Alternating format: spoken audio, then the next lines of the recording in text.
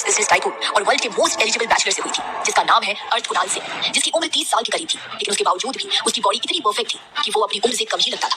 कुणाल की height 5 feet 11 inch थी, गोरा रंग, काली गहरी आंखें, जो लोगों को उसकी तरफ अट्रैक्ट करता था। अपने हर काम में परफेक्ट था, जरा सी भी गलती बर्दाश्त नहीं, स्ट्रिक्ट, घर का बड़ा बेटा था, जिसकी वजह से पूरी जिम्मेदारी उसके ऊपर ही थी। समझदार और हर तरह से परफेक्ट था, और इसीलिए ही वो सभी लड़कियों का प्रिंस चार्मिंग बन गया था, जिसे हर लड़की पाना चाहती थी। आविया, जिसे प्यार से अभी बुलाते थे, वो देखने में भला की खूबसूरत, उम्र 27 साल, गोरा रंग, perfect height, 5 feet 5 inch, perfect body shape, कई गहरे राज छुपाए हल्की नीली आंखें, शांत और समझदार। लेकिन उसकी एक आदत थी, वो कभी भी किसी के साथ गलत होते नहीं देख सकती थी। अर्थ ने गुस्से से अभी को बेड पर धक्का दे दिया, जिसकी वजह से आविया गुस्से से चिल्लाई, क्या कर रहे हो तुम? अर्थ की आंखें नफरत उगल रही थी। उसने अभी के दोनों हाथों को पकड़कर ऊपर किया और खुद उसके ऊपर आ गया, जिसे देख अभी अपने आप को अर्थ की पकड़ से छुड़वाते हुए फिर से कहने लगी, छोड़ो मुझे, क्या तुम पागल हो गए हो? अर्थ ने गुस्से में कहा, तुम्हें बहुत घमंड है अपनी खूबसूरती का। उसकी बात सुन अभी उसे हैरान होकर देखने लगी, क्योंकि उसे कुछ समझ ही नहीं आ रहा था कि अर्थ क्या कर रहा है। अर्थ ने कहा, तुम अपने आप को समझते क्या हो? तुम्हारी वजह से मेरे भाई ने अपनी जान दी थी। ये सुन अभी ने भी अर्थ को जवाब दिया, क्या बकवास कर रहे हो तुम? मैं तुम्हारे किसी भाई को नहीं जानती, छोड़ो मुझे, दर्द हो रहा है। अभी की बात सुनकर अर्थ का गुस्सा और ज्यादा बढ़ गया और उसने गुस्से से चिल्लाकर कहा, झूठ, तुम झूठ बोल रही हो। तुम अच्छे से जानती हो मेरे भाई अहम को, लेकिन फिर भी तुम नाटक कर रही हो। मुझे तुमसे छोटा अहम चाहिए। आज रात हमारी सुहाग रात है, मैंने तुमसे शादी की है। देखो हमारी सुहाग की सेज सजी है, जितना मर्जी उतना चिल्लाओ, मेरा बेडरूम साउंड प्रूफ है, कोई नहीं आने वाला तुम्हारी मदद के लिए। इतना कहते ही अर्थ ने अपनी एक हाथ की पकड़ और मजबूत कर दी। अभी ने पहले ही अपनी सारी ज्वेलरी निकाल कर रखी थी, क्योंकि उसे भारी लग रहा था। अर्थ इस समय किसी जानवर से कम नहीं लग रहा था। आविया अपने आप को उसे छुड़वाने की पूरी कोशिश कर रही थी, पर अर्थ की ताकत के आगे वो कुछ नहीं कर पा रही थी। अर्थ ने दूसरे हाथ से उसका आंचल निकाल कर फेंक दिया। कुछ घंटे बाद अभी बेड पर लेटी सिसक रही थी। उसने ब्लैंकेट से खुद को कवर कर रखा था। बगल में अर्थ सो रहा था। अभी के पूरे शरीर में दर्द हो रहा था। उसकी आंखें आंसुओं से लाल हो गई थी। वो उठने लगी और बेड से उतर ही रही थी कि उसे अर्थ ने वापस बेड पर खींच लिया।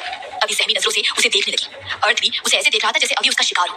उसके होठों पर एक कुटिल मुस्कान थी। तभी उसने कहा, इतनी जल्दी नहीं मिसेस सिंह, अभी तो मेरा मन भी नहीं भरा है। इतना कहते ही वो फिर से अभी के साथ जबरदस्ती करने लगा और अभी पर हावी हो गया। अभी रोती रही, लेकिन अर्थ को किसी भी चीज से कोई फर्क ही नहीं पड़ रहा था। मन भर जाने के बाद अर्थ थक कर गहरी नींद में सो गया। उसका एक हाथ अभी के ऊपर था।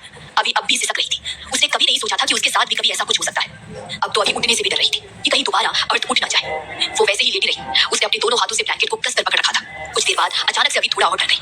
अर्थ का हाथ जो कुछ देर पहले तक उसके ऊपर था, वो अब उसकी कमर पर आ गया था और उसे अपनी तरफ खींच रहा था। अभी ने देखा कि अर्थ अब भी गहरी नींद में था। तब उसे थोड़ी राहत मिली। अर्थ जो कुछ देर पहले तक किसी वहशी जानवर की तरह लग रहा था, वो अब किसी छोटे से बच्चे की तरह उससे चिपक कर सो रहा था और उसके चेहरे पर उसका भोलापन साफ झलक रहा था, जैसे उससे ज्यादा भोला और शरीफ कोई है ही नहीं। अभी भी यही सोचती, लेकिन कुछ देर पहले वो उसकी शराफत देख चुकी थी और यही सोचते हुए उसकी आंखों से आंसू निकल आए। वो दूर हटना चाहती थी, लेकिन अर्थ ने उसे और कसकर पकड़ लिया और कस बसाते हुए फिर से सो गया। अभी ने एक बार फिर ट्राई किया, लेकिन तभी अर्थ की नींद टूट गई और अभी को देखकर उससे कहने लगा, तुम करना क्या चाहती हो? क्या तुम भागने के बारे में सोच रही हो? अगर ऐसा है तो तुम ये प्लान अभी ही ड्रॉप कर दो, क्योंकि तुम कहीं भी जाओ मैं तुम्हें ढूंढ निकालूंगा और अपना बदला लेकर आऊंगा। तुम इन सबसे भाग नहीं सकती और ना ही किसी को भी बता सकती हो, वरना तुम अंदाजा नहीं लगा सकती कि मैं क्या कर सकता हूँ। वैसे तुम्हारे बाप से भी मेरी पुरानी दुश्मनी है, वो भी पूरी करनी है और तुम्हें मुझे छोटा अहम भी तो देना है। उसके बाद तुम भाग सकती हो। सॉरी, मैं खुद ही तुम्हें यहाँ से बाहर निकाल फेंकूंगा, हमेशा के लिए। अभी चुप थी। उसकी समझ में कुछ नहीं आ रहा था, लेकिन उसे ये समझ आ गया था कि अर्थ उसे उस गलती की सजा दे रहा है जो उसने की नहीं है। अर्थ ने उसे कसकर पकड़ लिया और अपने करीब कर लिया। अभी ने अपनी आंखें बंद कर ली और ऐसा करते ही उसकी आंखों से आंसू बह निकले। सुबह उनके बेडरूम का डोर नॉक हुआ। बहुत देर बाद भी डोर नहीं खुला तो मिसेस सिंह और उनकी देवरानी साक्षी जी ने देखा कि अब तक दोनों सो रहे थे, जिसे देख साक्षी ने कहा, सुबह के 7 बज रहे हैं और अर्थ तो 5 बजे उठ जाता है, लेकिन आज ये इतनी देर तक कैसे सो रहा है? तभी डोर ओपन हुआ। अभी ने डोर ओपन किया था। अभी नहा कर निकली थी। उसने high neck full sleeves Anarkali suit पहन रखा था। उसके बाल गीले थे। वो बहुत प्यारी लग रही थी। उसने दोनों सासू मां के पैर छूकर आशीर्वाद दिया। साक्षी ने देखा कि अभी की आंखें लाल थी। तभी उन्होंने चुटकी लेते हुए अभी से पूछा, बेटा तुम्हारी आंखें इतनी लाल क्यों है? क्या मेरे भतीजे ने ठीक से सोने नहीं दिया? जिसके जवाब में अभी ने कुछ नहीं कहा। तब मिसेस सिंह यानी सिया ने मुस्कुराते हुए कहा, साक्षी क्या कर रही हो? सुबह सुबह क्यों बच्चे को परेशान कर रही हो? बेटा आज तुम्हारी पहली रसोई और मुंह दिखाई है और इसीलिए हम लोग तुम्हारे लिए कपड़े लाए हैं। ये लो और जल्दी से रेडी होकर नीचे आ जाओ। ये कहते ही उस बड़े से थाल जिसमें सुहाग का जोड़ा रखा था अभी को दे दिया। वो जोड़ा देखने में काफी सुंदर था। साक्षी ने झांक कर अर्थ को अभी भी बेड पर सोते देख लिया था, इसलिए वो हंसने लगी और अभी को छेड़ते हुए कहा, दीदी मेरे भतीजे से आज आप कह देना कि ऑफिस ना जाए। सिया ने जैसे ही सुना तो उसने साक्षी से कहा, चलो तुम यहाँ से। ये कहते ही साक्षी को खींचते हुए वहां से ले गई। उनके जाते ही अभी भी अंदर आ गई और थाल को कॉफी टेबल पर रख दिया और उसे देखने लगी कि क्या क्या सामान है। तभी अर्थ भी जाग गया और सीधे बाथरूम में चला गया और जब बाहर आया तो अभी जल्दी जल्दी चूड़ियां पहन रही थी। वो लाल रंग के प्लेन साड़ी में कयामत लग रही थी। गले में मंगलसूत्र, मांग में सिंदूर, एकदम दुल्हन लग रही थी। लाल रंग उसके गोरे रंग पर खिल रहा था। उसकी नजर मिरर में अर्थ की नजरों से जा मिली जो उसे ही घूर रहा था, जिसे देख अभी का दिल मुंह पर आ गया। अर्थ उसे घूरे जा रहा था, लेकिन उसे भी कहा पता था कि अभी को ऐसे लोग पसंद नहीं। वो कुछ कहता या करता उससे पहले ही रूम में सिया और साक्षी जी के साथ अर्थ की बहन निवी और अभी का भी आ गई थी। सिया जी ने कहा, किसी की नजर न लगे मेरी बहू को। ये कहते वो काजल का टीका अभी के कान के पीछे लगा देती है। साक्षी ने अर्थ से कहा, बेटा आज कैसे लेट हो गया तू? लगता है ज्यादा ही अच्छी नींद नहीं आ गई थी। अर्थ ने कुछ नहीं कहा और चेंजिंग रूम में चला गया। फिर अभी भी उनके साथ नीचे आ गई।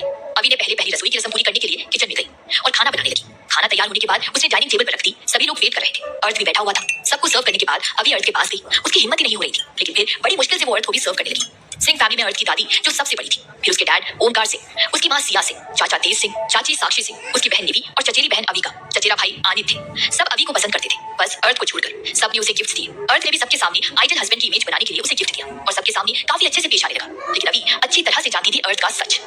मुंह दिखाई की रस्म को पूरा करने के बाद अवि और अर्थ को मंदिर जाना था, कुल देवता के दर्शन के लिए। अवि की तो जान हालत में अटक गई थी, ये सोचकर कि वो फिर से एक बार अर्थ के साथ अकेली होगी।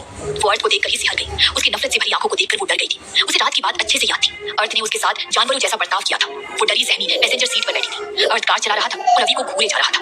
अवि भी यही सब फील कर रही थी, पर कुछ नहीं कर सकती थी। कुछ देर में वो दोनों मंदिर पहुंच गए। दोनों गाड़ी से बाहर निकले। अवि पूजा का सामान लेकर आगे जा रही थी, तभी उसे किसी ने जोर से धक्का दिया और निकल गया।